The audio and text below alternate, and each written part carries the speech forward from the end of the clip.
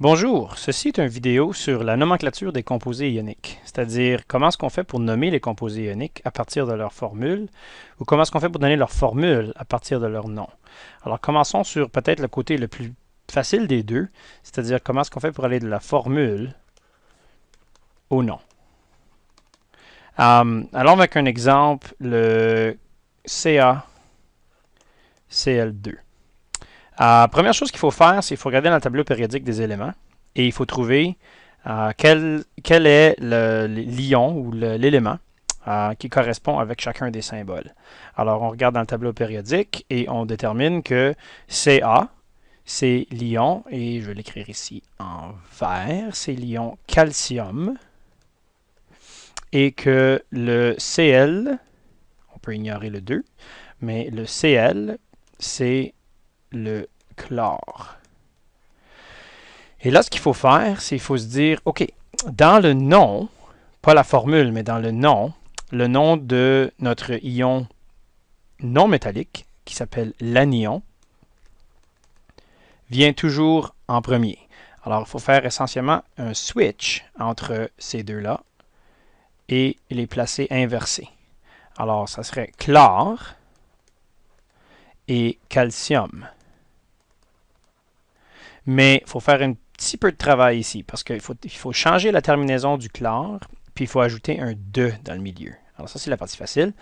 Des fois, c'est un D apostrophe. Par exemple, si c'est une voyelle au début du deuxième élément. Alors, oxygène, par exemple, ça serait d'oxygène avec un D apostrophe.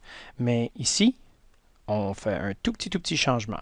Et la terminaison des anions, c'est-à-dire des éléments négatifs, va soit être id ou ur.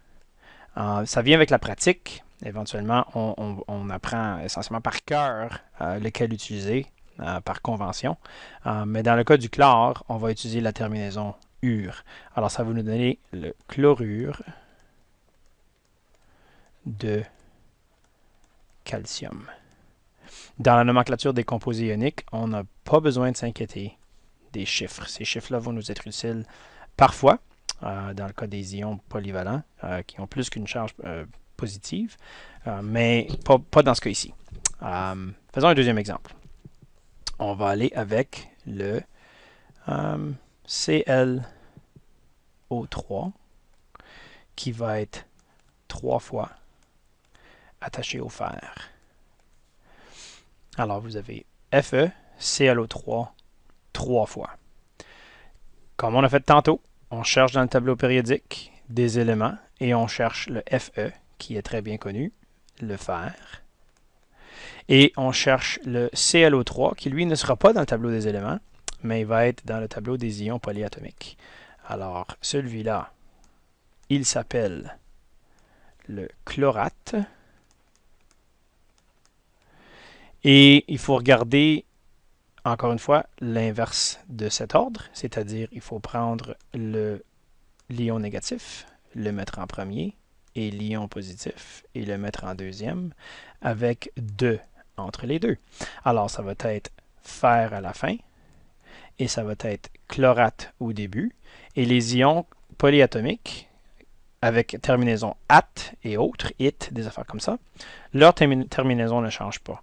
La terminaison change seulement lorsque c'est un ion dans le tableau périodique des éléments. Alors, les ions polyatomiques, on fait juste écrire le nom au complet, et dans ce cas ici, ça nous donne le nom de chlorate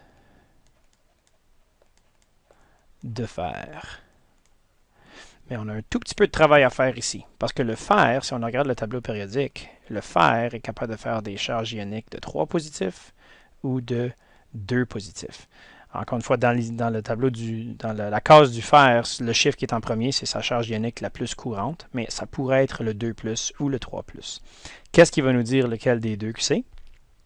Le petit 3 ici, et aussi la charge du chlorate. Le chlorate a une charge ionique de négatif 1. Quand il n'y a pas de chiffre décrit, c'est négatif 1. Alors, 1 négatif, puis on en a 3. Alors, 3 fois ce 1 négatif-là, ça donne un total de 3 négatifs. Ça va nous prendre 3 charges positives pour neutraliser le négatif du chlorate. Et la seule façon qu'on peut faire ceci avec seulement un ion de fer, c'est celui-ci. Et comment est-ce qu'on distingue lequel des deux dans le nom? Bien, on fait juste mettre un chiffre romain entre parenthèses et ça devient chlorate de fer 3. Dans la prochaine vidéo, nous verrons comment est-ce qu'on fait pour aller du nom à la formule, qui est un petit peu plus complexe.